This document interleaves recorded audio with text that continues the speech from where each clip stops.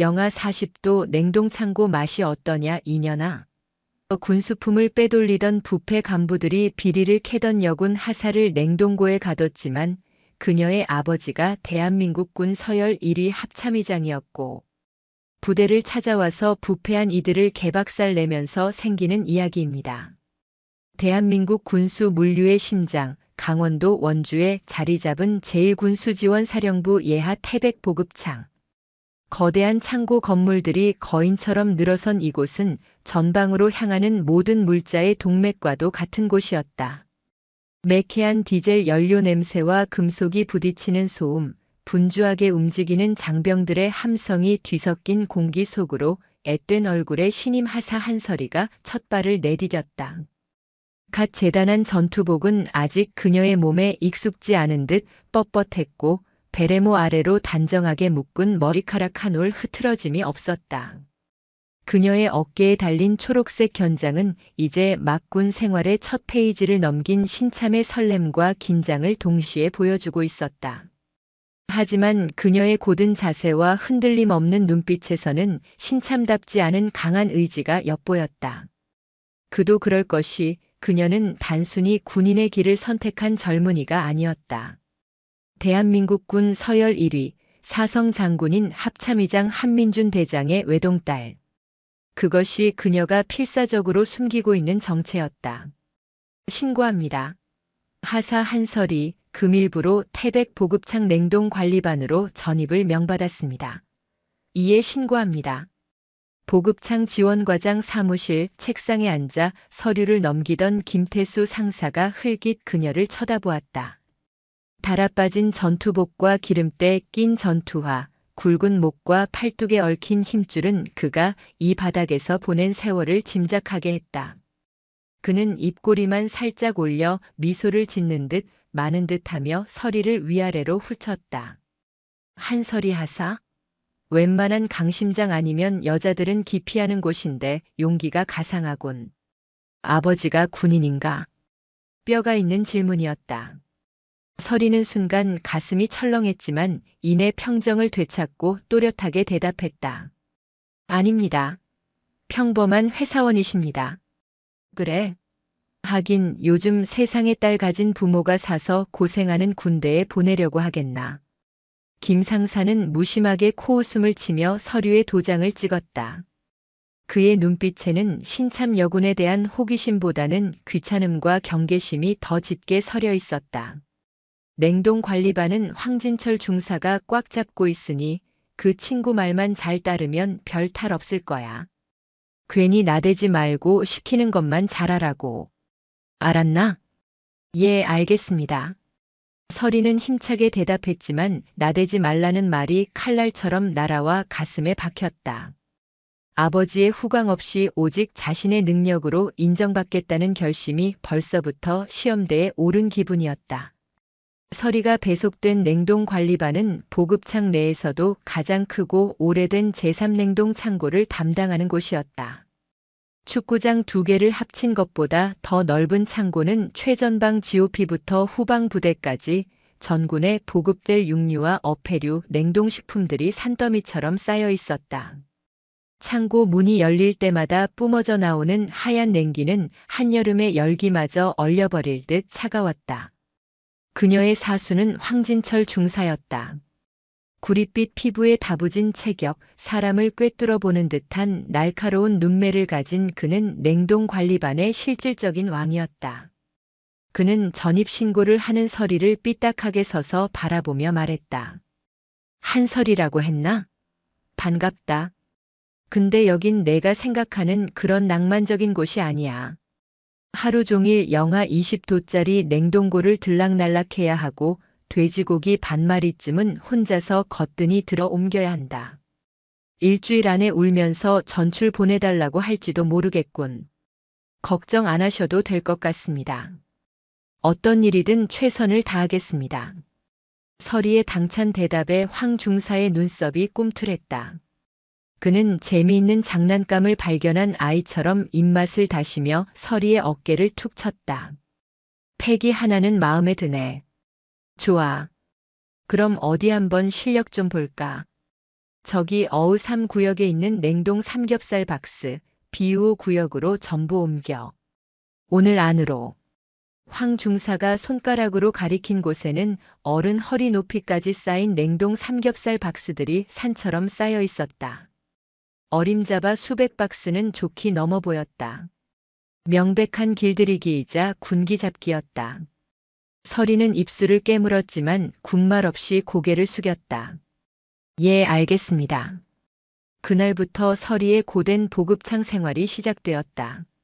황 중사는 사사건건 그녀를 물고 늘어졌다.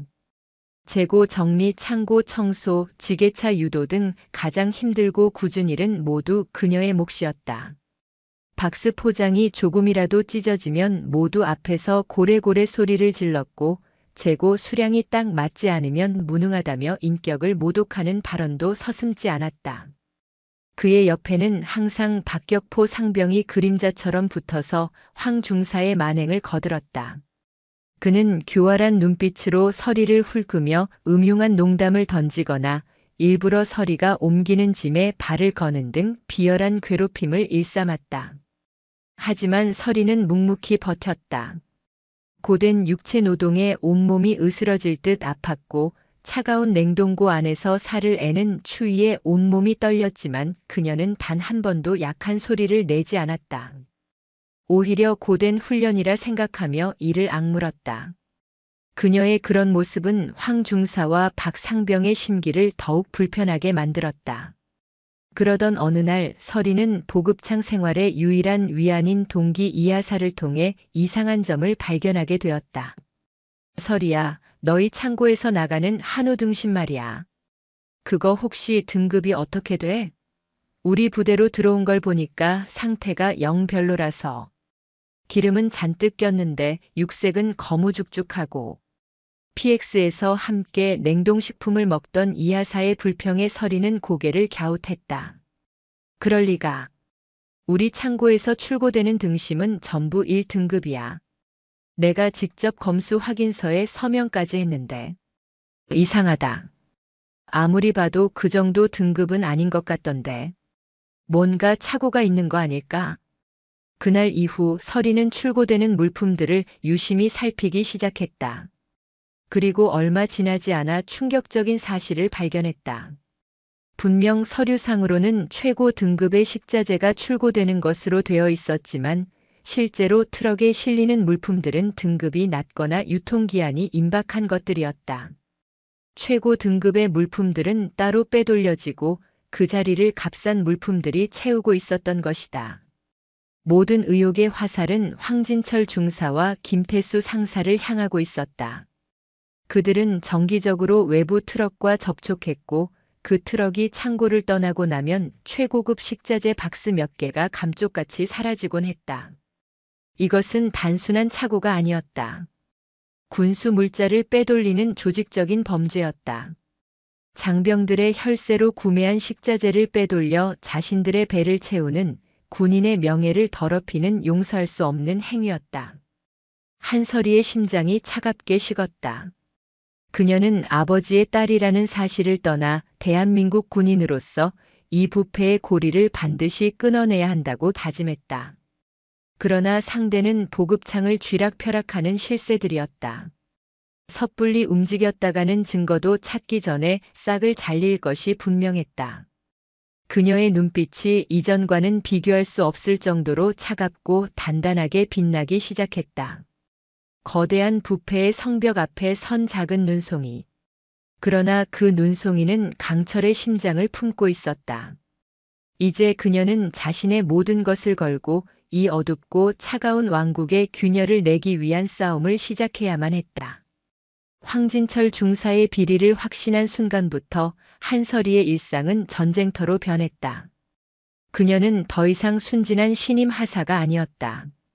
부패한 상관의 뒤를 캐는 비밀 정보원이자 언제 터질지 모르는 시한폭탄을 품에 안은 척후병이었다.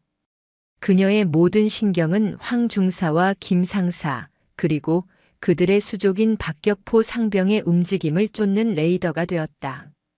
서리는 누구도 믿을 수 없었다. 심지어 유일한 친구인 동기 이하사에게조차 섣불리 속내를 털어놓을 수 없었다. 만약 정보가 새어나가기라도 한다면 모든 것이 수포로 돌아갈 뿐만 아니라 자신과 주변 사람들까지 위험에 빠뜨릴 수 있었다. 그녀는 철저히 혼자였다. 그녀는 업무 시간 틈틈이 그리고 모두가 잠든 애 홀로 증거를 수집하기 시작했다. 그녀의 첫 번째 목표는 서류였다. 모든 범죄는 결국 흔적을 남기기 마련이고 군대에서 그 흔적은 대부분 서류에 남아 있었다. 그녀는 매일 밤 냉동관리반 사무실에 남아 야근을 자청했다. 황 중사는 독한 년이라며 혀를 차면서도 꾸준히를 알아서 처리해주는 그녀의 야근을 굳이 막지는 않았다. 서리는 산더미처럼 쌓인 입출고 기록, 재고 현황 보고서, 검수 확인서들을 하나하나 대조해 나갔다. 낮에 눈으로 확인했던 저급식자재 박스의 로트 번호와 서류상의 번호가 다른 점, 특정 날짜에 특정 품목의 폐기율이 비정상적으로 높게 기록된 점, 유령업체의 이름으로 발행된 가짜 거래 명세서 등 파고들수록 부패의 증거는 꼬리에 꼬리를 물고 나타났다. 그녀는 군용보안수첩에 그 내용들을 암호처럼 꼼꼼하게 기록하고 주요 서류들은 자신의 군용 스마트폰으로 몰래 촬영해 두었다. 하지만 황진철 중사는 그녀가 생각했던 것보다 훨씬 더 교활하고 치밀한 인물이었다. 그는 서리의 미세한 변화를 감지하고 있었다. 이전과 달리 자신과 눈을 마주치지 않고 피하는 모습, 야근을 핑계로 사무실에 혼자 남아 무언가에 몰두하는 모습, 그리고 무엇보다도 자신을 향한 서리의 눈빛에 숨겨진 경계심과 의심을 본능적으로 알아차렸다. 어느 날 밤 서리가 사무실에서 서류를 뒤지고 있을 때였다. 등 뒤에서 소름 끼치는 목소리가 들려왔다. 한 하사 밤늦게까지 고생이 많네. 그렇게 열심히 해서 합참의장 표창이라도 받으려고 그러나? 깜짝 놀라 돌아보니 어느새 황 중사가 귀신처럼 그녀의 뒤에 서 있었다. 그의 손에는 뜨거운 김이 오르는 커피 잔이 들려 있었지만 그의 눈은 얼음장처럼 차가웠다. 아닙니다. 오늘까지 마무리해야 할 서류 작업이 남아서. 그래? 어디 뭘 그렇게 열심히 보나? 나도 좀 보자. 황 중사는 서리가 보고 있던 서류철을 거칠게 낚아챘다. 하필이면 그녀가 며칠간 공들여 정리한 비정상 폐기물 목록이었다. 서리의 심장이 발끝으로 떨어지는 것 같았다. 식은땀이 등줄기를 타고 흘러내렸다. 황 중사는 서류를 한 장 한 장 넘겨보았다. 그의 표정에는 아무런 변화도 없었다. 마치 신문 기사를 읽는 사람처럼 무심하게 페이지를 넘기던 그는 이내 시시하다는 듯 서류철을 책상 위로 툭 던졌다. 이런 건 대충 숫자만 맞춰서 보고하면 되는 거야. 뭘 그렇게까지 파고들어. 그러다 자기 꾀에 자기가 넘어가는 수가 있어. 군 생활 편하게 하고 싶으면 그냥 물 흐르는 대로 따라가는 게 상책이야. 알겠나? 그것은 단순한 조언이 아니었다. 명백한 경고였다. 그의 눈빛은 더 이상 캐고 다니면 가만두지 않겠다고 말하고 있었다. 그날 이후 서리를 향한 감시와 압박은 더욱 노골적으로 변했다. 황 중사는 박격포 상병을 시켜 서리의 일거수일투족을 감시하게 했다. 그녀가 누구와 통화하는지, 휴식 시간에 무엇을 하는지, 심지어 화장실을 가는 시간까지 일일이 보고되었다. 사무실에 혼자 남는 것은 불가능해졌고 서류에 접근하는 것조차 어려워졌다. 김태수 상사 역시 그녀를 압박하기 시작했다. 그는 서리를 자신의 사무실로 불러 앉혀놓고 알 수 없는 훈계를 늘어놓았다. 한 하사. 자네 아버지가 평범한 회사원이라고 했지? 그래도 딸이 군대에 왔는데 걱정이 많으시겠어. 특히 이렇게 험한 곳에서 다치기라도 하면 부모님 마음이 얼마나 찢어지겠나. 안 그런가? 김 상사는 웃고 있었지만 그 말 속에는 서리의 가족을 들먹이는 비열한 협박이 담겨 있었다. 항상 몸조심해야 해. 특히 냉동 창고 같은 곳은 바닥이 미끄러워서 넘어지기 십상이야. 한번 잘못 넘어지면 크게 다칠 수도 있고, 운이 없으면 평생 후회할 일이 생길지도 모르지. 그들의 압박은 서리의 숨통을 조여왔다. 보급창 전체가 거대한 감옥처럼 느껴졌다. 동료들의 시선마저 의심스러웠다. 누가 황 중사의 편이고 누가 모르는 척 눈을 감고 있는지 알 수 없었다. 그녀는 완전히 고립되었다. 하지만 서리는 포기하지 않았다. 오히려 그들의 협박은 그녀의 의지를 더욱 불태웠다. 이것은 이제 단순한 비리 고발이 아니었다. 자신의 신념과 목숨을 건 싸움이었다. 서리는 전략을 바꾸기로 결심했다. 서류를 통한 접근이 막혔다면 이제 남은 것은 현장뿐이었다. 그들의 범죄가 실제로 일어나는 곳, 물품이 뒤바뀌고 빼돌려지는 바로 그 현장을 덮쳐야 했다. 가장 확실한 증거는 냉동 창고 깊숙한 곳, 그들이 빼돌린 최고급 식자재들이 숨겨져 있는 비밀 장소에 있을 터였다. 그곳은 일반 병사들은 물론 웬만한 간부들조차 접근이 통제된 특별관리 구역이었다. 오직 황진철 중사와 그가 신임하는 몇몇만이 출입할 수 있는 판도라의 상자. 그 상자를 여는 순간 모든 진실이 드러날 것이다. 그러나 동시에 상자를 열려는 자는 상자를 지키는 자들의 무자비한 보복을 각오해야만 했다. 며칠간의 잠복과 관찰 끝에 서리는 그들의 패턴을 파악했다. 그들은 매주 금요일 밤 자정이 가까운 시각에 외부 트럭과 접선하여 빼돌린 물품을 실어냈다. 그 시간은 보급창 전체의 경계가 가장 허술해지는 때였다. 서리는 결전의 날을 금요일로 잡았다. 그녀는 자신의 군용 스마트폰을 몇 번이고 점검했다. 배터리는 완충했고 저장 공간도 충분히 확보했다. 이제 남은 것은 어둠 속으로 뛰어드는 용기뿐이었다. 그녀는 군용 수첩 마지막 장에 짧은 글을 남겼다. 만약 나에게 무슨 일이 생긴다면 이 수첩을 제1군수지원사령부 감찰실로 보내주십시오. 그리고 그 수첩을 자신의 관물대 가장 깊숙한 곳, 낡은 가족사진 뒤에 숨겼다. 살아서 돌아오지 못할 수도 있다는 최악의 상황까지 각오한 것이다. 차가운 결의가 그녀의 온몸을 감쌌다. 이제 주사위는 던져졌다. 결전의 날 금요일 밤의 공기는 유난히 차고 무거웠다. 보급창의 모든 소음이 잦아든 자정 무렵 한서리는 그림자처럼 생활관을 빠져나왔다. 위병소의 희미한 불빛과 순찰 차량의 헤드라이트를 피해 그녀는 고양이처럼 민첩하게 몸을 낮춰 제3냉동 창고를 향해 움직였다. 칠흑 같은 어둠 속에서 그녀의 심장 소리만이 천둥처럼 크게 울렸다. 예상대로 창고 주변은 한산했다. 황진철 중사와 박격포 상병은 창고 뒤편의 비밀 출입구 근처에서 담배를 피우며 누군가를 기다리고 있었다. 곧이어 라이트를 끈 거대한 냉동 탑차가 소리 없이 다가와 멈춰섰다. 모든 것이 서리가 예측한 대로였다.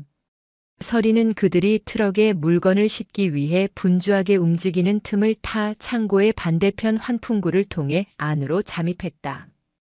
평소 꼼꼼하게 봐두었던 구조 덕분이었다. 먼지와 기름때가 뒤섞인 비좁은 환풍구를 통과하자 익숙한 냉기가 그녀의 온몸을 감쌌다. 창고 내부는 비상등 몇 개만이 켜져 있어 어두컴컴했다. 산더미처럼 쌓인 상자들이 만들어낸 그림자가 괴물처럼 일렁였다. 서리는 숨을 죽인 채 그들의 비밀 장소인 특별관리구역으로 향했다. 그곳은 창고 가장 깊숙한 곳에 위치한 거대한 냉동 컨테이너였다. 일반 냉동고보다 훨씬 더 강력한 냉동 설비를 갖춘 곳으로 영하 30도를 넘나드는 극한의 공간이었다. 서리는 컨테이너 문틈으로 새어나오는 희미한 불빛을 확인하고 조심스럽게 다가갔다. 안에서는 황 중사와 박 상병이 빼돌린 물품들의 목록을 확인하는 목소리가 들려왔다. 이번 주 한우 갈비 세트 50개, 전복 20kg, 대게 30박스. 이상 없지? 예, 중사님. 목록이랑 수량 정확합니다. 김 사장님이 물건 좋다고 아주 만족하실 겁니다. 김태수 그 영감탱이는 이번 달분 제대로 챙겨줬나? 물론입니다. 지난번에 따로 만나서 두둑하게 챙겨드렸습니다. 아주 입이 귀에 걸리셨습니다. 그들의 대화는 그 자체로 완벽한 증거였다. 서리는 떨리는 손으로 군용 스마트폰을 꺼내 녹음 버튼을 눌렀다. 그리고 문틈으로 조심스럽게 렌즈를 밀어 넣어 그들의 범죄 현장을 촬영하기 시작했다. 최고급 한우와 해산물이 담긴 상자들이 보란듯이 쌓여 있었다. 그 옆에는 위조된 라벨과 포장지들이 널려 있었다. 바로 그때였다. 거기 누구야? 무언가 낌새를 챈 황 중사가 고개를 번쩍 들고 출입문 쪽을 노려보았다. 서리가 너무 긴장한 나머지 작은 소리를 내고 만 것이다. 심장이 멎는 것 같았다. 서리는 본능적으로 몸을 날려 거대한 아이스크림 박스 더미 뒤로 몸을 숨겼다. 잘못 들으신 거 아닙니까? 박상병이 물었지만 황 중사의 얼굴에는 이미 의심이 가득했다. 아니야. 분명히 무슨 소리가 났어. 젠장, 쥐새끼가 들어왔나? 황 중사는 욕설을 내뱉으며 손전등을 들고 컨테이너 밖으로 나왔다. 서리는 숨조차 쉴 수 없었다. 손전등 불빛이 그녀가 숨은 박스 더미 주변을 샅샅이 훑었다. 제발, 제발 그냥 지나가기를. 그녀는 눈을 질끈 감고 기도했다. 몇 초가 몇 시간처럼 느껴지는 시간이 흘렀다. 이윽고 황 중사는 별다른 흔적을 찾지 못했는지 혀를 차며 컨테이너로 돌아갔다. 빌어먹을. 빨리 물건 싣고 끝내자. 왠지 오늘따라 기분이 더럽네. 위기를 넘긴 서리는 안도의 한숨을 내쉬었다. 하지만 동시에 이대로 물러설 수 없다는 생각이 들었다. 결정적인 증거, 그들이 누구와 거래하는지, 돈이 어떻게 오가는지에 대한 증거가 더 필요했다. 그녀는 조금 더 대담해지기로 결심했다. 그들이 컨테이너에서 나와 트럭으로 물건을 옮기는 사이 컨테이너 안으로 직접 들어가 서류 증거를 확보하기로 한 것이다. 잠시 후 황 중사와 박상병은 물건을 카트에 싣고 컨테이너 밖으로 나갔다. 지금이 기회였다. 서리는 박스 더미 뒤에서 뛰쳐나와 순식간에 컨테이너 안으로 들어갔다. 안에는 그들의 거래 장부가 들어있는 것으로 보이는 작은 금고가 있었다. 서리는 미리 준비해온 도구로 금고를 열기 위해 사투를 벌였다. 하지만 그녀의 운은 거기까지였다. 물건을 다 옮긴 줄 알았던 박상병이 무언가를 빠뜨렸다며 다시 컨테이너로 돌아온 것이다. 문이 열리고 금고 앞에서 낑낑대고 있는 서리와 눈이 정면으로 마주쳤다. 너 한하사 내가 어떻게 여기에? 박상병의 얼굴이 경악으로 물들었다. 그의 비명에 황 중사까지 뛰어들어왔다. 모든 것이 발각된 순간이었다. 이런 개 같은 년이 내 뒤를 밟고 있었어? 황 중사의 얼굴이 분노로 시뻘겋게 달아올랐다. 그는 야수처럼 달려들어 서리의 멱살을 잡고 내동댕이 쳤다. 서리는 차가운 컨테이너 바닥에 머리를 부딪혔다.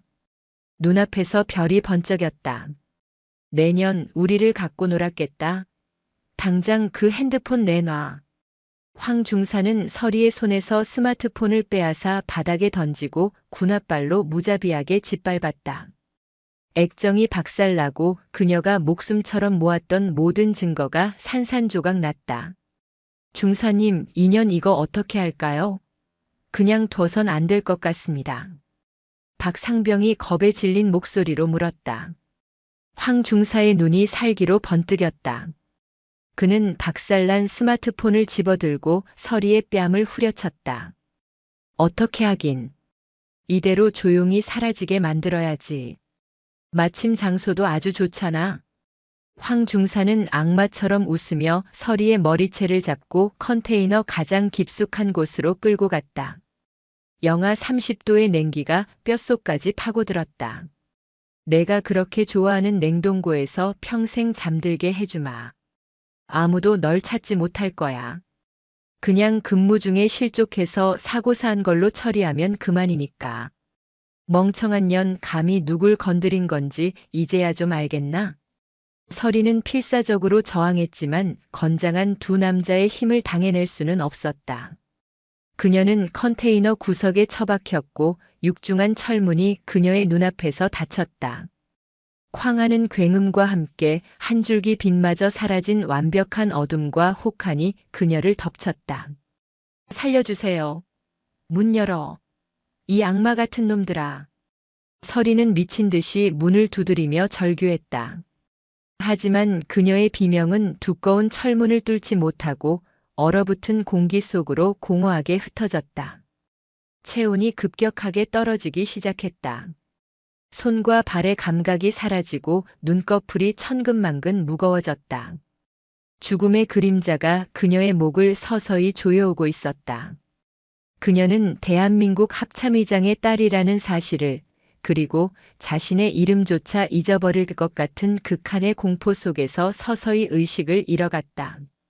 한서리가 차가운 어둠 속에 갇혀 사투를 벌이고 있을 무렵 생활관 한편에서는 작은 불안의 불씨가 타오르고 있었다. 한서리의 유일한 동기이자 친구인 이하사, 이다혜는 침상에 앉아 초조하게 군용 스마트폰만 만지작거리고 있었다. 시계는 이미 자정을 훌쩍 넘기고 있었다. 이상하다, 아무리 늦어도 연락 한 번은 줄 애인데. 다혜와 서리는 오늘 밤 PX에서 함께 컵라면을 먹으며 그동안 쌓인 스트레스를 풀기로 약속했었다. 고된 훈련과 업무 속에서 두 사람이 나누는 소박한 야식 시간은 사막의 오아시스 같은 유일한 낙이었다. 서리는 아무리 바빠도 약속을 어기는 법이 없었다. 늦을 것 같으면 항상 먼저 문자를 남기는 속 깊은 친구였다. 하지만 오늘따라 서리는 약속 시간이 한참 지나도록 나타나지 않았고 전화기는 꺼져 있다는 기계음만 반복해서 들려올 뿐이었다. 처음에는 대수롭지 않게 생각하려 했다. 갑자기 일이 터졌나 보지.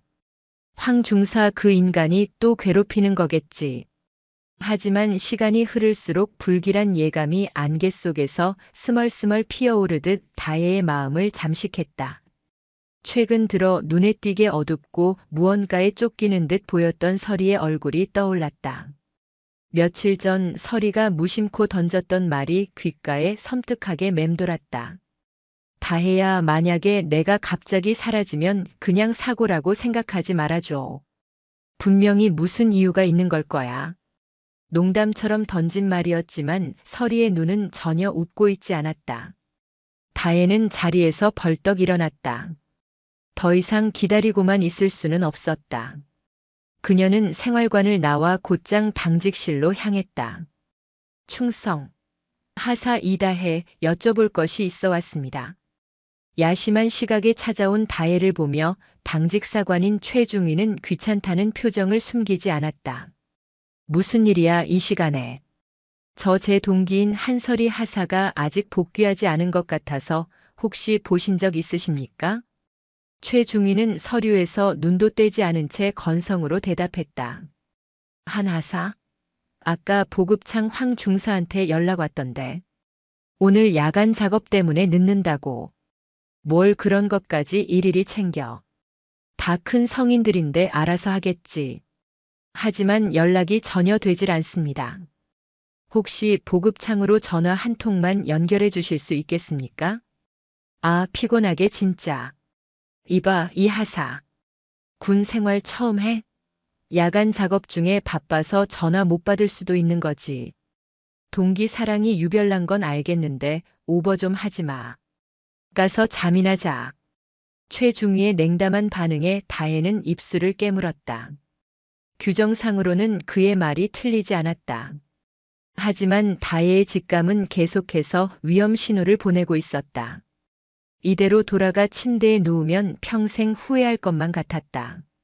그녀는 당직실을 나와 무작정 제3냉동 창고 쪽으로 발걸음을 옮겼다.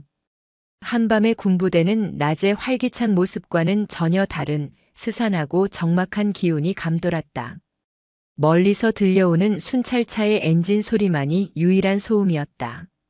한참을 걸어 냉동 창고 근처에 다다랐을 때 다혜는 창고 뒤편에서 어둠 속으로 황급히 사라지는 거대한 냉동 탑차 한 대를 목격했다. 그리고 그 앞에는 담배 연기를 뿜어내고 있는 황진철 중사와 박격포 상병이 서 있었다. 둘은 무언가 불안한 듯 주위를 두리번거리며 귓속말을 나누고 있었다. 그들의 모습은 평소에 거만하고 위압적인 모습과는 거리가 멀었다. 마치 큰 잘못을 저지르고 안절부절 못하는 어린아이들 같았다. 다혜는 심장이 쿵 하고 내려앉는 것을 느끼며 조심스럽게 어둠 속에 몸을 숨긴 채 그들에게 다가갔다. 한설이 하사님은 어떻게 됐을까요? 이대로 괜찮을까요, 중사님? 박 상병이 떨리는 목소리로 묻자 황 중사가 신경질적으로 담배를 바닥에 던져 짓밟으며 으르렁거렸다. 괜찮고 말고 할 게 뭐 있어. 그냥 재수없게 사고 하나 난 것뿐이야. 내일 아침 우리가 제일 먼저 발견하고 신고하면 그만이야. 누구도 의심하지 못해. 그러니까 너도 입 다물고 평소처럼 행동해. 알았어? 예, 알겠습니다. 그들의 대화를 엿들은 다혜의 온몸에서 피가 빠져나가는 듯 했다. 사고라니. 설이에게 무슨 일이 생긴 것이 틀림없었다. 다혜는 더 이상 망설이지 않았다. 그들이 자리를 뜨자마자 그녀는 곧장 창고 쪽으로 달려갔다. 육중한 철문들은 모두 굳게 닫혀 있었다. 그녀는 미친 듯이 문을 두드리고 설이의 이름을 불렀다. 설이야. 한설이. 안에 있어? 대답 좀 해봐. 하지만 돌아오는 것은 자신의 목소리가 차가운 철판에 부딪혀 흩어지는 공허한 메아리뿐이었다. 절망감이 그녀의 목을 졸랐다. 이대로 끝인가? 그때 그녀의 눈에 특별관리구역이라고 적힌 거대한 컨테이너형 냉동고가 들어왔다. 유독 그 문 주변에만 비정상적일 정도로 하얀 성에가 짙게 끼어 있었다. 마치 지옥의 입김이 새어나오는 듯 했다. 다혜는 홀린 듯 그곳으로 다가갔다. 그리고 영하의 냉기가 느껴지는 철문에 귀를 바싹 가져다 댔다. 모든 소음이 차단된 절대적인 정적 속에서 그녀는 온 신경을 청각에 집중했다. 그리고 바로 그 순간 들었다. 드드득 드득. 너무나도 희미해서 환청이라고 생각될 정도의 미세한 소리. 하지만 분명 무언가 긁는 듯한 소리였다. 그것은 삶의 마지막 끈을 놓지 않으려는 얼어붙은 손톱으로 철문을 긁어대는 한설이의 마지막 저항의 소리였다. 설이야. 다혜의 입에서 터져나온 비명은 더 이상 의심이 아니었다. 그것은 찢어질 듯한 확신이었다. 그녀는 다시 당직실로 달려갔다. 이번에는 아까와는 비교도 할 수 없을 정도로 다급하고 절박했다. 당직 사관님, 지금 당장 제3창고 특별관리구역 문을 열어야 합니다. 한설이 하사가 안에 갇혔습니다. 하지만 흥분한 그녀의 모습은 최중위의 의심만 살 뿐이었다. 마침 순찰을 돌고 돌아온 황 중사까지 가세해 다혜를 정신 나간 사람으로 몰아갔다. 이 하사가 밤늦게 헛것을 봤나? 한 하사는 아까 몸이 안 좋다고 먼저 복귀했어. 피곤해서 헛소리하는 모양인데 영창 가고 싶어?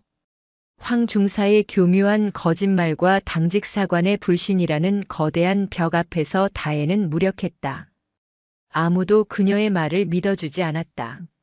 모두가 그녀를 허언증 환자 혹은 관심을 받고 싶어하는 문제아로 취급했다.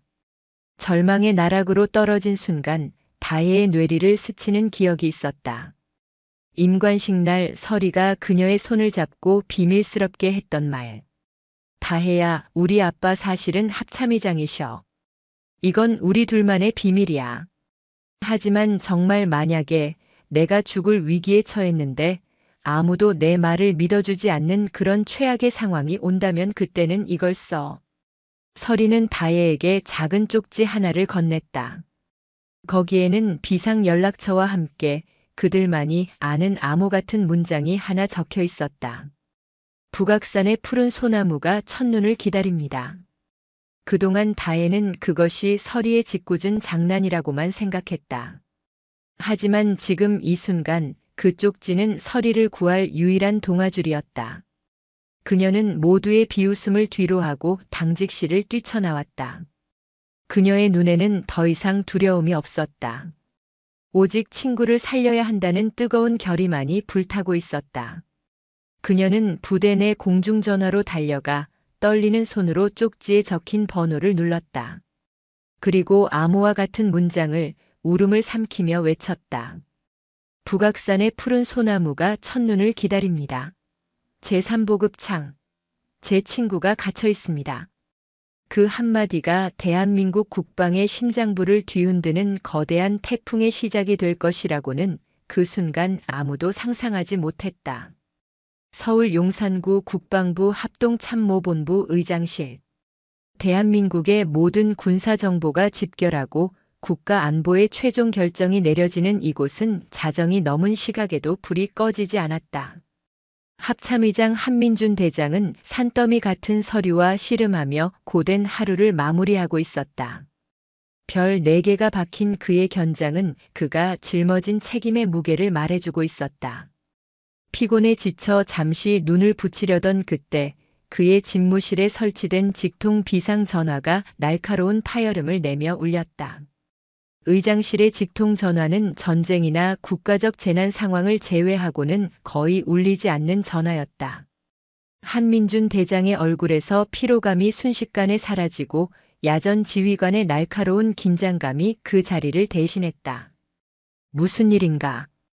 의장님, 방금 전 비상선으로 신원불명의 민간 신고가 접수되었습니다. 수화기 너머로 들려오는 부관의 목소리는 당혹감으로 가득 차 있었다. 신원불명? 이런 시간에 장난 전화인가? 즉시 발신지 추적해서 엄중히 처리하도록. 그것이 신고 내용이 이상합니다.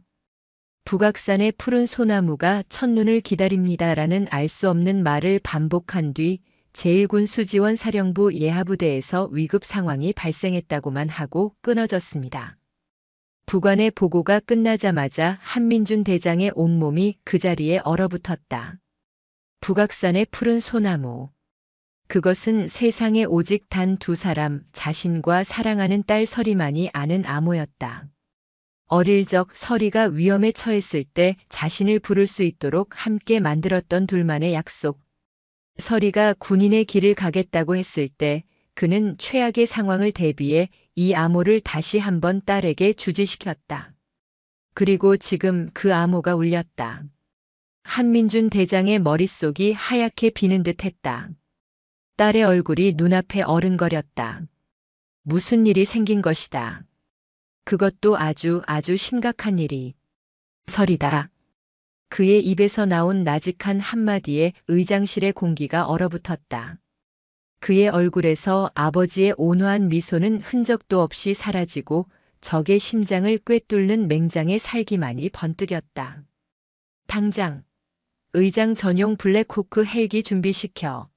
그리고 합참 직할 군사경찰 특임대 SDT 전원 5분 내로 완전 무장하고 헬기장에 집결하도록. 목적지는 강원도 원주 제1군수지원사령부다. 한민준 대장의 포효에 가까운 명령에 합참 지휘통제실은 발칵 뒤집혔다. 한밤중에 합참의장이 직접, 그것도 최정예 특임대까지 이끌고 일선 부대로 움직이는 것은 전시에 준하는 전례 없는 일이었다. 부관들이 당황하며 이유를 물었지만 그는 더 이상 설명하지 않았다. 내 딸이 대한민국 군인이 그곳에서 죽어가고 있다. 이것 말고 다른 이유가 더 필요한가? 그는 전투복으로 갈아입으며 예하부대의 명령을 하달했다. 제1군수지원사령관, 지금 즉시 제3보급창 주변을 완벽하게 봉쇄하고 현장을 보존해라. 그곳의 모든 인원과 물자의 이동을 전면 통제한다. 현장 책임자인 김태수 상사와 황진철 중사는 내 허락 없이는 그 자리에서 한 발자국도 움직이지 못하도록 감시 인원을 붙여라. 만약 내 명령을 어기거나 증거를 인멸하려는 자가 있다면 그 자리에서 즉시 사살해도 좋다. 사살해도 좋다. 대한민국군 서열 1위가 내뱉은 그 섬뜩한 명령은 전파를 타고 원주를 향해 날아갔다. 그 시각 아무것도 모른 채 상황이 마무리되었다고 생각하며 안도의 한숨을 내쉬고 있던 김태수 상사와 황진철 중사의 머리 위로 거대한 죽음의 그림자가 드리우고 있었다. 몇 분 후 용산 국방부 헬리패드에서 블랙호크 UH-60 헬기 2대가 지축을 울리는 굉음과 함께 어둠을 뚫고 솟아올랐다. 선두 헬기에는 차가운 분노로 가득 찬 한민준 대장이, 후속 헬기에는 대테러 장비로 완전 무장한 SDT 대원들이 탑승해 있었다. 검은 도색을 한 2대의 헬기는 마치 분노한 신의 사자처럼 강원도의 깊은 어둠을 가르며 전속력으로 날아갔다. 헬기가 강원도 상공에 진입할수록 한민준 대장의 심장은 타들어갔다. 제발 제발 무사해야만 한다. 내 딸 설이 아빠가 지금 가고 있다. 조금만 더 버텨다오. 그의 주먹 쥔 손이 하얗게 질려 부들부들 떨리고 있었다. 그것은 두려움 때문이 아니었다. 자신의 목숨보다 소중한 것을 건드린 자들을 향한 억누를 수 없는 분노의 전율이었다. 이제 곧 그 분노가 원주의 작은 보급창을 송두리째 집어삼킬 것이다. 한서리의 의식은 깊고 차가운 바닷속으로 끝없이 가라앉고 있었다. 온몸의 감각이 사라지고 살을 애는 추위마저 느껴지지 않았다. 그저 평온하고 안락한 기운만이 그녀를 감쌌다. 아, 이렇게 죽는 거구나. 어렴풋이 그런 생각이 들었다. 눈앞에 어릴 적 아버지와 함께 갔던 동해 바다의 풍경이 파노라마처럼 스쳐 지나갔다. 따스한 햇살, 아버지의 넓은 등, 자신의 손을 꼭 잡아주던 크고 따뜻한 손. 아빠 보고 싶어요. 마지막 힘을 다해 마음속으로 아버지를 불렀을 때였다. 저 멀리서 아주 희미하게 땅이 울리는 듯한 소리가 들려왔다. 처음에는 죽음을 앞둔 환청이라 생각했다.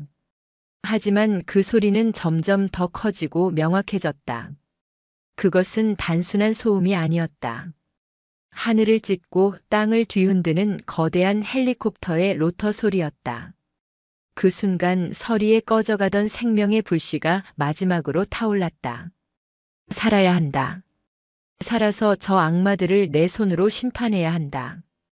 그녀는 남은 모든 힘을 쥐어짜 얼어붙은 손으로 바닥에 떨어진 쇠 파이프 조각을 집어들었다. 그리고 그것으로 강철 문을 내리치기 시작했다. 쾅! 쾅! 쾅! 얼어붙은 근육이 비명을 질렀지만 그녀는 멈추지 않았다. 그것은 삶을 향한 처절한 외침이자 자신을 구하러 와줄 유일한 희망에게 보내는 신호였다.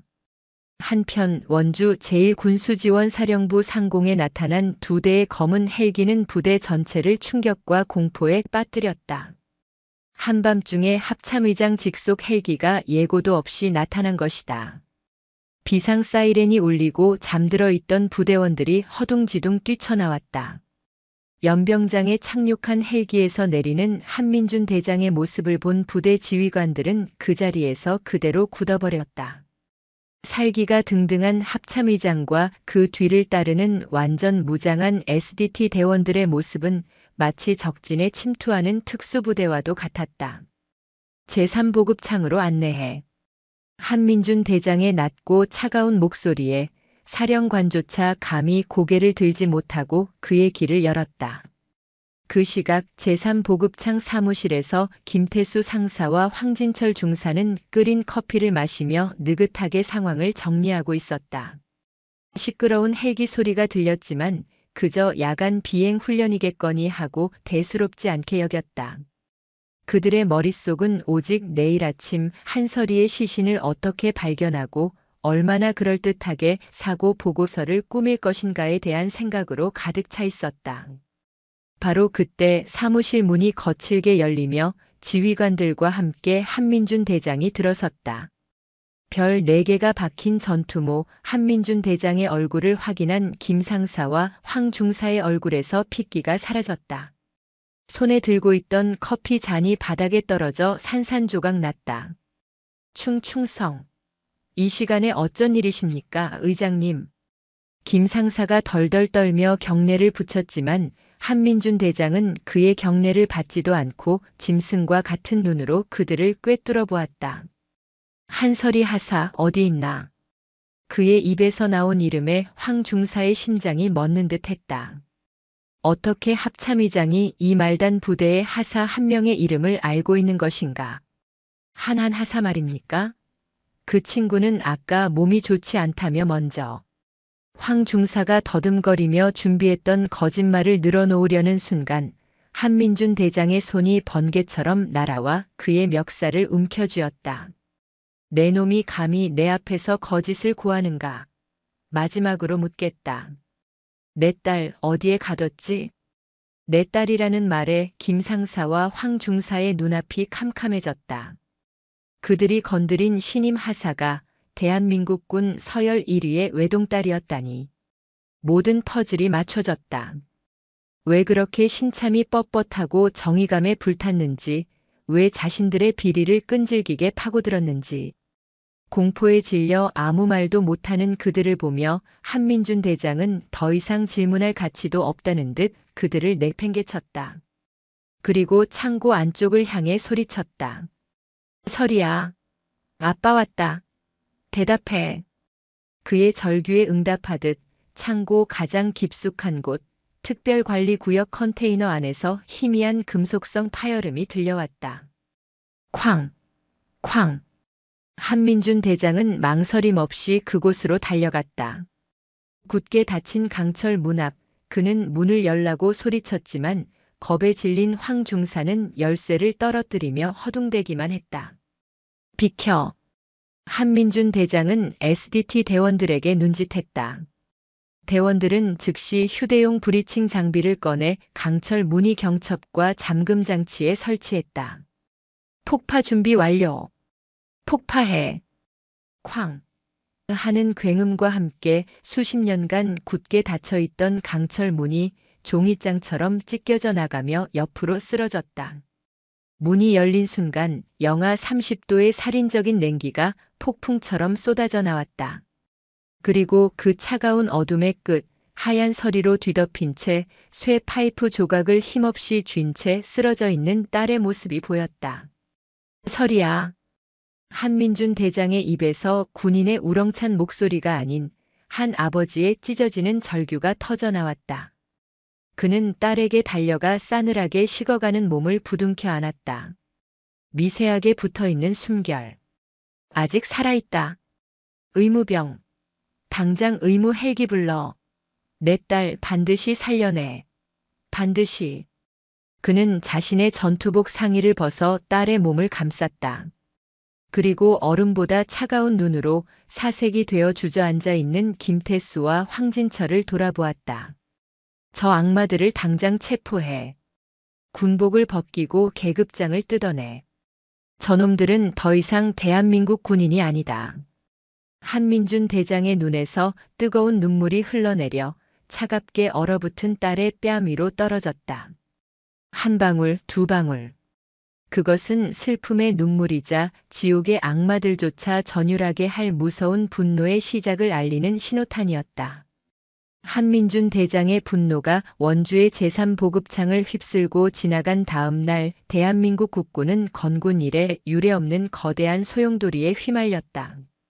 합참의장 직속 군사경찰 특임대에 의해 현장에서 체포된 김태수 상사와 황진철 중사의 소식은 빛의 속도로 퍼져나가 국방부 전체를 강타했다.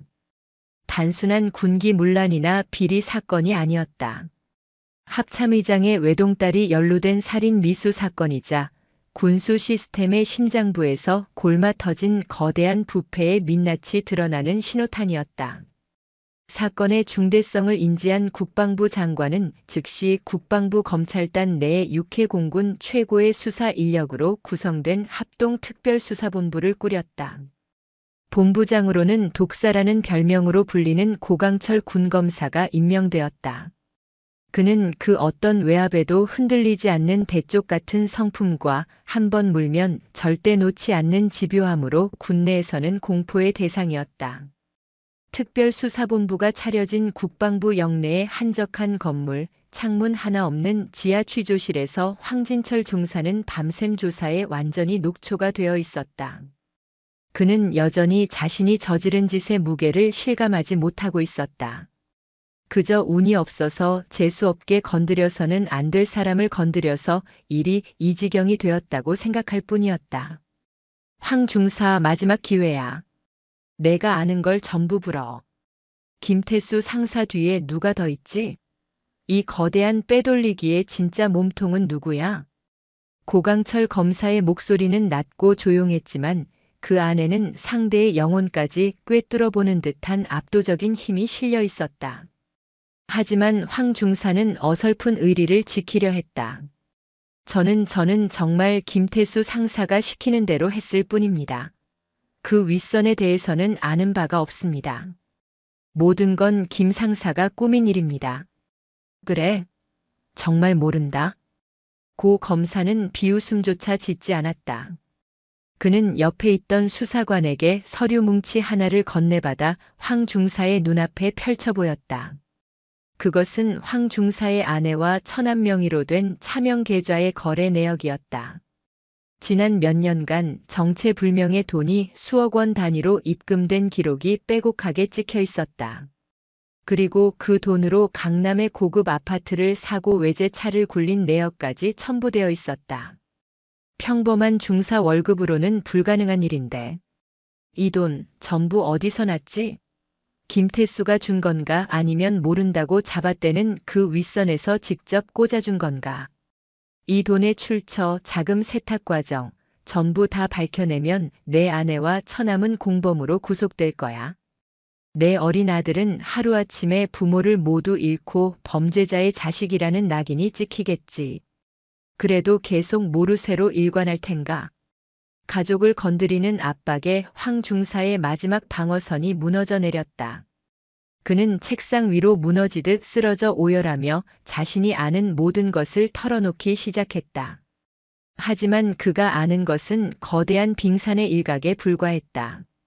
그는 김태수 상사와 민간 납품업체인 대진유통 김 사장의 연결고리 역할만 했을 뿐, 그 뒤에 얼마나 거대한 카르텔이 존재하는지는 알지 못했다. 한편 다른 취조실의 김태수 상사는 황 중사와는 전혀 다른 태도를 보였다. 그는 오랜 군 생활로 다져진 노련함과 교활함으로 수사관들의 질문을 요리조리 피해가며 혐의를 전면 부인했다. 하지만 그 역시 자신의 통장으로 직속상관인 태백 보급창 부대장 박만규 대령에게 정기적으로 상납한 기록이 발견되자 순식간에 무너졌다. 이대로 혼자 모든 죄를 뒤집어쓰고 감옥에서 십수년을 썩을 수는 없었다. 그는 플리바 기닝 형량 협상을 제안했다. 자신이 아는 모든 것을 불 테니 형량을 줄여달라는 것이었다. 김태수가 열어젖힌 판도라의 상자 속은 상상을 초월했다. 이번 군수 비리는 단순히 몇몇 군 간부와 업체의 유착 수준이 아니었다. 태백 보급창의 박만규 대령을 정점으로 제1군수지원사령부의 보급처장, 군수참모 등 영관급 장교들이 줄줄이 연루되어 있었다. 그들은 대진유통 같은 특정 업체에 납품 특혜를 주고 빼돌린 군수품을 민간 시장에 유통시켜 막대한 비자금을 조성했다.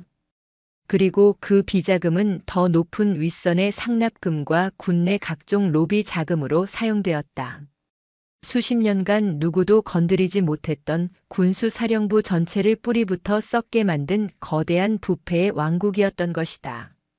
수사본부는 김태수의 진술과 한서리가 목숨 걸고 남긴 수첩의 기록을 바탕으로 동시다발적인 압수수색과 체포에 나섰다. 새벽녘 평화롭던 군인 아파트와 고급 주택가에 검찰단 수사관들이 들이닥쳤다. 어젯밤까지 호령하던 대령과 장군들이 잠옷 바람으로 수갑을 차고 끌려 나오는 모습은 대한민국 군 전체를 경악시키기에 충분했다. 언론에 보도되기도 전에 군 내부 통신망을 통해 소문은 삽시간에 퍼져나갔다. 그 시각 국군 수도병원 중환자실. 한설이는 여전히 깊은 혼수 상태에서 깨어나지 못하고 있었다. 각종 의료기기에 둘러싸인 채 가쁜 숨을 몰아쉬는 딸의 곁을 한민준 대장은 뜬 눈으로 밤을 새우며 지키고 있었다. 별 4개가 빛나는 그의 전투복은 구겨지고 초췌했지만 그의 눈은 단 한순간도 흐려지지 않았다. 그는 딸의 차가운 손을 붙잡고 나직이 속삭였다. 설이야, 내가 시작한 싸움, 아빠가 반드시 끝을 맺어주마. 내 목숨을 앗아가려 했던 놈들, 그리고 이 군을 좀먹는 모든 버러지들을 단 한 놈도 남김없이 내 앞에 무릎 꿇릴 것이다. 그러니 제발 눈을 뜨렴. 아버지의 간절한 기도가 차가운 중환자실의 공기를 가득 메웠다. 그리고 그 기도에 응답하듯 설이의 손가락이 아주 미세하게, 정말 아주 미세하게 움찔했다. 아직 누구도 알아채지 못한 삶을 향한 작은 움직임이었다. 거대한 부패의 왕국이 무너져 내리는 소음 속에서 새로운 희망의 씨앗이 조용히 싹을 틔우고 있었다. 국방부 합동특별수사본부의 전방위적인 수사가 군 전체를 뒤흔들고 있을 때 굳게 닫혀있던 철문 뒤의 진실은 결국 세상 밖으로 새어나왔다.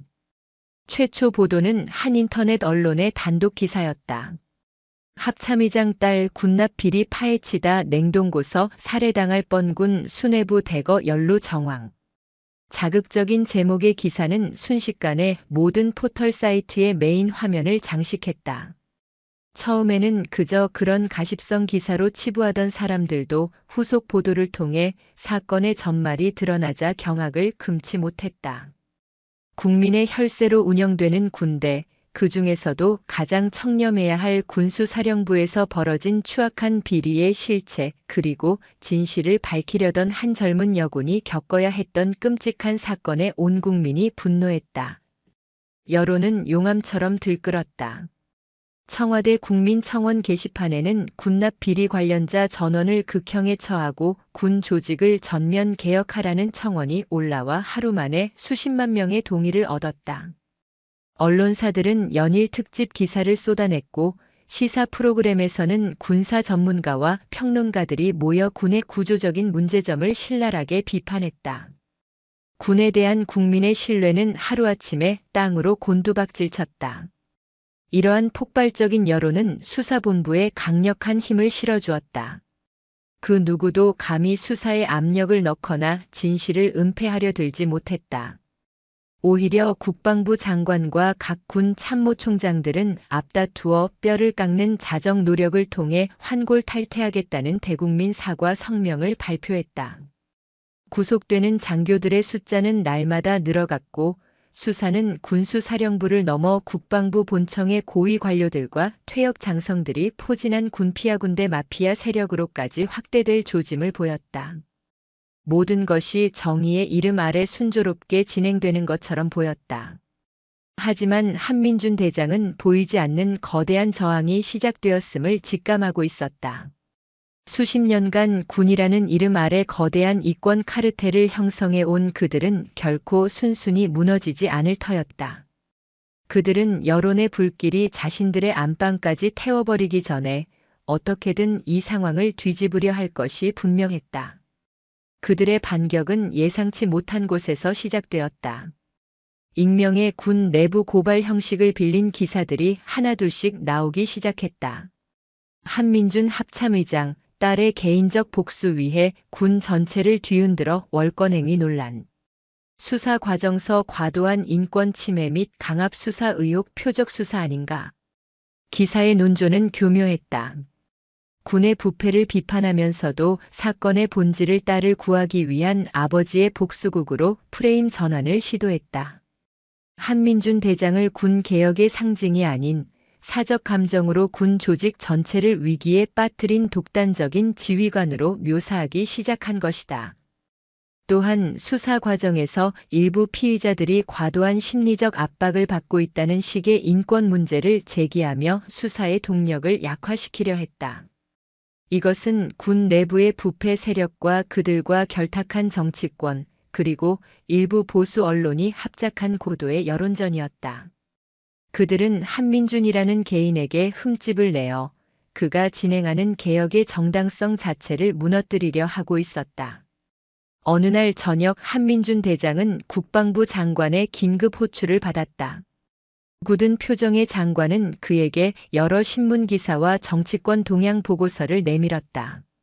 한 의장, 지금 밖에서 어떻게 돌아가는지 보고 있소? 의장이 이번 사건을 너무 개인적으로 몰아붙인다는 우려가 많아. 이럴 때일수록 의장 스스로가 수사에서 손을 떼고 중립적인 위치를 지키는 모습을 보여줘야 불필요한 오해를 막고 수사의 동력을 이어갈 수 있어. 그것은 사실상의 이선 후퇴 요구였다. 부패 세력의 압력에 정치적 부담을 느낀 장관이 한 발 물러서는 것이었다. 하지만 한민준 대장은 조금도 물러서지 않았다. 장관님, 이 사건은 제 딸의 개인적인 복수가 아닙니다. 이 군의 썩어빠진 환부를 도려내는 대수술입니다. 제가 여기서 물러난다면 저들은 다시는 누구도 자신들을 건드리지 못할 것이라 확신하며 더욱 견고한 성을 쌓을 것입니다. 제가 이 전투복을 벗는 한이 있더라도 여기서 멈출 수는 없습니다. 그의 단호한 태도에 장관은 더 이상 말을 잇지 못했다. 하지만 한민준 대장은 알고 있었다. 지금부터가 진짜 전쟁이라는 것을. 눈에 보이는 적보다 등 뒤에서 칼을 꽂으려 하는 보이지 않는 적이 훨씬 더 무서운 법이다. 그는 군 내부의 반발과 정치권의 압력 그리고 교묘한 여론전이라는 삼중의 파도를 혼자서 맞서 싸워야만 했다. 그가 고독한 싸움을 결심하고 장관실을 나왔을 때 그의 군용 스마트폰이 조용히 울렸다. 국군 수도병원에서 온 전화였다. 의장님, 한설이 하사가 방금 전 의식을 되찾았습니다. 수화기 너머로 들려오는 목소리에 거대한 파도와 맞서던 강철 같던 장군의 눈시울이 뜨겁게 젖어들었다. 가장 든든한 아군이, 그의 딸이 마침내 길고 긴 어둠 속에서 깨어난 것이다. 이제 그는 더 이상 혼자가 아니었다. 아빠. 몇 주 만에 떠진 한설이의 눈꺼풀은 천근만근 무거웠다. 초점이 맞지 않는 흐릿한 시야 속으로 하얗게 센 머리카락과 수척해진 아버지의 얼굴이 서서히 들어왔다. 그녀의 목에서 나온 소리는 갈라지고 쉬어 거의 들리지 않았지만 그 한마디는 한민준 대장의 심장을 관통하는 가장 우렁찬 목소리였다. 설이야. 정신이 드는구나. 의사 좀 불러. 한민준 대장은 딸의 손을 붙잡고 어린아이처럼 울먹였다. 잠시 후 의료진이 몰려와 설이의 상태를 확인했다. 기적이었다. 저체온증으로 인한 장기 손상과 뇌 손상까지 우려되던 상황이었지만 설이는 강인한 정신력과 살고자 하는 의지로 모든 것을 이겨내고 깨어난 것이다. 의식이 돌아온 후 설이는 며칠간 쏟아지는 잠과 몽롱한 상태를 오갔다. 그리고 정신이 조금씩 또렷해지면서 자신이 냉동고에 갇혔던 그날 밤의 끔찍한 기억들이 조각난 파편처럼 머릿속을 헤집어 놓기 시작했다. 황진철의 비웃음, 짓밟히던 스마트폰, 육중한 철문이 닫히던 절망적인 순간, 그리고 뼛속까지 파고들던 지독한 추위. 그녀는 한밤중에 비명을 지르며 깨어나기 일쑤였고 좁고 어두운 공간에 대한 극심한 공포 폐소공포증에 시달렸다. 병실 창문이 닫혀 있기만 해도 숨이 막혀오는 트라우마가 그녀를 괴롭혔다. 그녀가 육체적, 정신적 고통 속에서 힘겨워하고 있을 때 아버지는 묵묵히 그녀의 곁을 지켰다. 그리고 그녀가 어느 정도 안정을 되찾았을 무렵 그동안 벌어졌던 모든 일들을 차분하게 설명해 주었다. 자신을 구하기 위해 친구 다혜가 벌인 사투, 아버지의 분노, 그리고 군 전체를 뒤엎고 있는 거대한 수사와 언론의 폭풍, 그리고 아버지가 맞서 싸우고 있는 보이지 않는 적들의 존재까지. 모든 이야기를 들은 설이는 한동안 아무 말도 하지 않았다. 그녀는 창밖을 바라보며 조용히 눈물을 흘렸다. 자신 하나의 희생으로 시작된 거대한 파장이 믿기지 않았다. 그녀의 눈물은 공포와 슬픔 때문만이 아니었다. 자신의 신념이 틀리지 않았다는 안도감, 그리고 이 모든 것을 감당하고 있는 아버지를 향한 죄송함과 감사함이 뒤섞인 복잡한 감정의 눈물이었다. 며칠 후 면회 허가를 받은 이다혜가 병실을 찾아왔다. 헬쑥해진 서리의 모습을 본 다혜는 와락 그녀를 껴안고 펑펑 울었다. 서리야, 미안해. 내가 더 빨리 알아채지 못해서 나 때문에 내가. 아니야, 다혜야. 내 덕분에 내가 살아있는 거야. 내가 내 목숨을 구해준 거야. 두 젊은 군인은 서로를 부둥켜 안고 한참을 울었다. 그들의 눈물은 서로의 상처를 치유하고 우정을 더욱 단단하게 만들었다. 다혜는 서리에게 그동안 동료들이 보내온 위문 편지와 선물들을 건넸다. 처음에는 그녀를 의심하고 멀리했던 동료들도 진실이 밝혀진 후에는 모두 그녀의 용기를 칭송하며 쾌유를 빌고 있었다. 서리는 자신을 응원하는 수많은 사람들의 마음을 느끼며 더 이상 피해자로 숨어 지내지 않겠다고 다짐했다. 그녀는 주치의에게 재활 치료를 요청했다. 얼어붙었던 근육을 되살리고 정신과 상담을 통해 트라우마를 정면으로 마주하는 고통스러운 과정이 시작되었다. 그녀는 매일 이를 악물고 재활에 매달렸다. 처음에는 제대로 걷지도 못했지만 수없이 넘어지고 일어서기를 반복하며 조금씩 두 다리의 힘을 되찾았다. 밤마다 악몽에 시달렸지만 상담사의 도움을 받아 자신의 공포를 분석하고 이겨내는 법을 배워나갔다. 그녀의 몸과 마음에는 흉터가 남았지만 그 흉터는 나약함의 상징이 아니었다. 죽음의 문턱에서 살아 돌아온 자만이 가질 수 있는 강인한 훈장이 되어가고 있었다. 어느 날 저녁 재활 치료를 마치고 병실로 돌아온 서리는 창가에 서서 지는 노을을 바라보고 있었다. 창문에 비친 자신의 모습은 예전보다 훨씬 마르고 창백했지만 눈빛만은 이전과 비교할 수 없을 정도로 깊고 단단해져 있었다.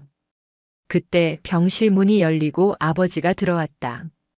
그의 손에는 군사법원에서 발송된 증인 출석 요구서가 들려 있었다. 서리야, 괜찮겠니?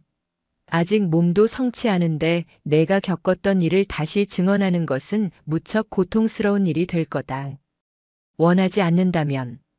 아버지는 딸이 또다시 상처받을까 걱정스러운 눈빛으로 말을 흐렸다. 하지만 서리는 조용히 고개를 저으며 아버지의 손에서 출석 요구서를 받아들었다. 아니요, 아빠. 괜찮아요. 아니, 괜찮아져야만 해요. 제가 직접 가야 해요. 그녀는 출석 요구서를 굳게 움켜쥐었다. 제가 이 싸움을 시작했어요. 그러니 끝을 맺는 것도 제 몫이에요. 저를 해치려 했던 그 사람들, 그리고 그들 뒤에 숨어 이 군을 병들게 한 모든 사람들을 법정에 세워서 제 목소리로 직접 심판할 거예요. 저는 더 이상 피해자가 아니에요. 저는 이 부패한 왕국을 무너뜨릴 가장 중요한 증인이고 살아남은 생존자예요. 그녀의 목소리에는 한치의 떨림도 없었다. 극한의 고통을 이겨낸 나비가 강철 같은 날개를 얻은 듯 했다. 그 순간 한민준 대장은 깨달았다. 자신의 딸은 이제 보호받아야 할 연약한 존재가 아니었다. 그녀는 스스로의 힘으로 날아올라 거대한 폭풍을 일으킬 준비를 마친 강철 나비였다. 부패한 세력의 심장을 향해 날아갈 가장 날카롭고 아름다운 칼날이었다. 계룡대 군사법원 대법정. 대한민국의 모든 시선이 이곳으로 쏠리고 있었다. 군의 명운을 건 세기의 재판이 열리는 날, 법정 안은 군 관계자, 취재진, 그리고 방청객들로 발 디딜 틈 없이 가득 찼다.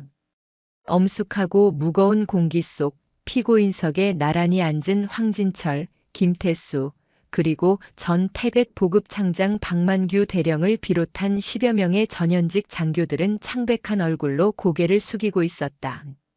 한때 군복의 무게를 자랑스러워했던 그들의 어깨 위에는 이제 그 어떤 계급장도 달려있지 않았다. 재판이 시작되고 군검사 고강철이 자리에서 일어섰다. 그의 목소리는 법정 전체를 얼어붙게 할 만큼 차갑고 단호했다.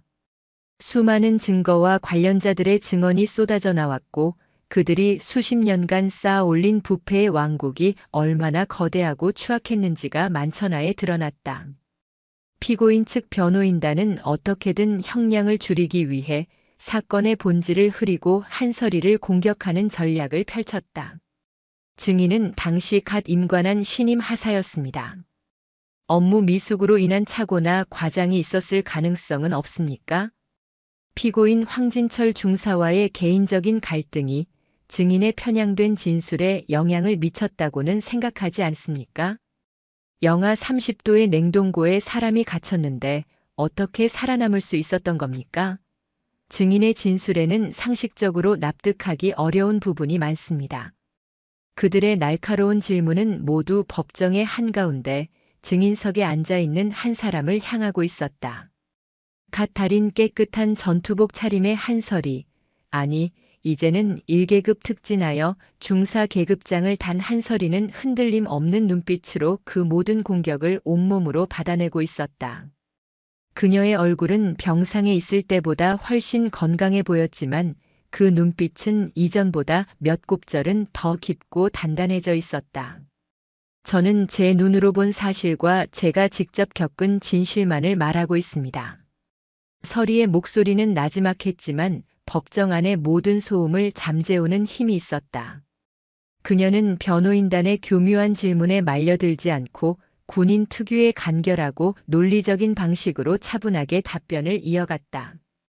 그리고 마침내 검사의 마지막 신문에 그날의 끔찍했던 기억을 증언하기 시작했다. 피고인 황진철은 제 스마트폰을 빼앗아 군 앞발로 짓밟았습니다. 제가 목숨 걸고 모았던 모든 증거가 박살나는 소리를 저는 아직도 기억합니다. 그리고 그는 제 머리채를 잡고 저를 컨테이너 가장 깊숙한 곳으로 끌고 갔습니다. 내가 좋아하는 냉동고에서 평생 잠들게 해주마. 그는 분명히 그렇게 말했습니다. 저는 살려달라고 애원했지만 그들은 저를 그곳에 던져넣고 철문을 잠갔습니다. 그녀의 증언은 감정에 호소하는 심파가 아니었다.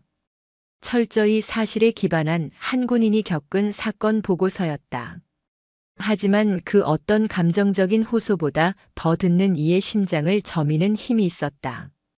법정은 숨소리 하나 들리지 않는 정적에 휩싸였다. 어둠 속에서 저는 죽음을 느꼈습니다. 온몸의 감각이 사라지고 가족들의 얼굴이 떠올랐습니다. 하지만 이대로 죽을 수는 없었습니다. 저를 이렇게 만든 자들이 아무 일 없었다는 듯 살아가는 것을 용서할 수 없었습니다. 저는 마지막 힘을 다해 쇠 파이프로 문을 두드렸습니다. 그것이 제가 할 수 있는 마지막 저항이자 마지막 임무 수행이었습니다. 서리의 증언이 끝나자 방청석 곳곳에서 나지막한 탄식과 흐느낌이 터져나왔다.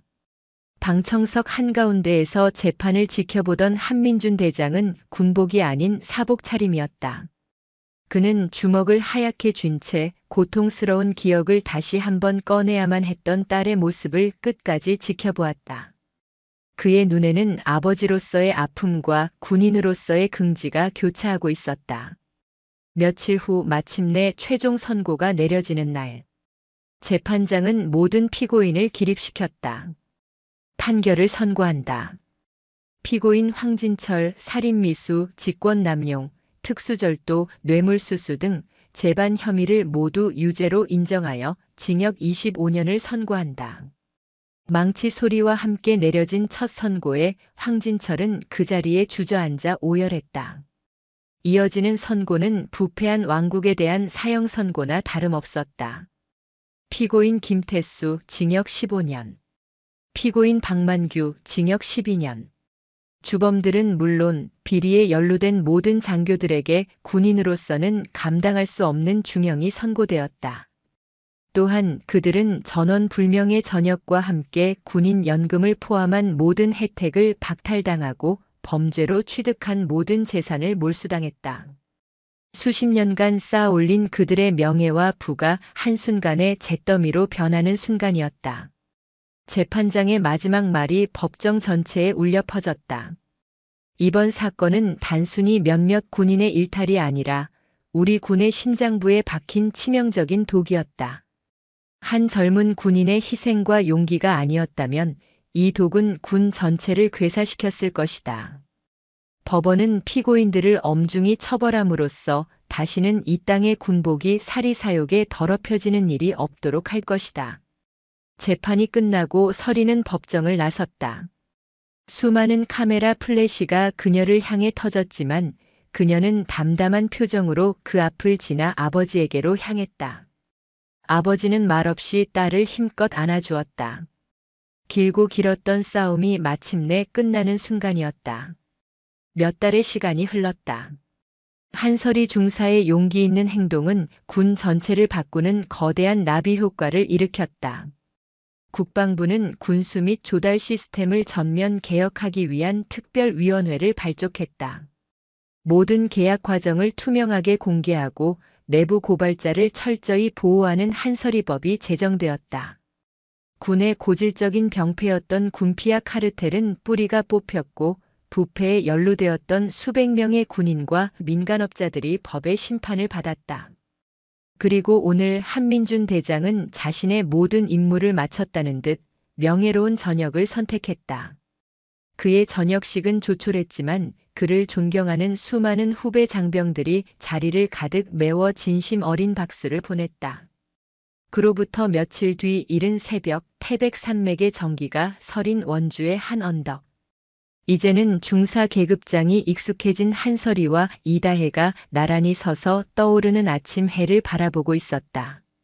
밤새 내린 서리가 풀잎 위에 보석처럼 맺혀 반짝였다. 이제 정말 다 끝났네, 서리야. 다혜의 말에 서리는 조용히 미소 지었다. 냉동고에서 얻은 트라우마는 여전히 가끔씩 그녀를 괴롭혔지만 이제는 더 이상 그 어둠에 지배당하지 않았다. 그녀는 자신의 상처를 정면으로 마주하고 그것을 이겨낸 스스로를 자랑스러워할 줄 알게 되었다. 아니, 이제 새로운 시작이야. 그녀는 차갑지만 상쾌한 새벽 공기를 깊이 들이마셨다. 지옥 같았던 냉동고의 살인적인 냉기와는 비교할 수 없는 살아있음을 느끼게 하는 생명의 공기였다. 그녀는 더 이상 합참의장의 딸이라는 수식어도 비리를 고발한 영웅이라는 거창한 이름도 원하지 않았다. 그저 자신의 자리에서 묵묵히 임무를 수행하는 대한민국 육군 부사관 한서리로서 살아가고 싶었다. 스스로의 힘으로 지켜낸 조국, 그리고 동료들과 함께 만들어갈 새로운 군대와 함께 붉은 태양이 장엄하게 솟아오르며 지난밤의 어둠을 세상 끝으로 밀어내고 있었다. 그 눈부신 빛을 온몸으로 받으며 한서리는 조용히 다짐했다. 다시는 이 땅의 군인들이 불의에 침묵하지 않도록 자신이 먼저 가장 단단하고 투명한 강철이 되겠다고. 그녀의 눈동자 속에서 대한민국의 새로운 새벽이 함께 떠오르고 있었다.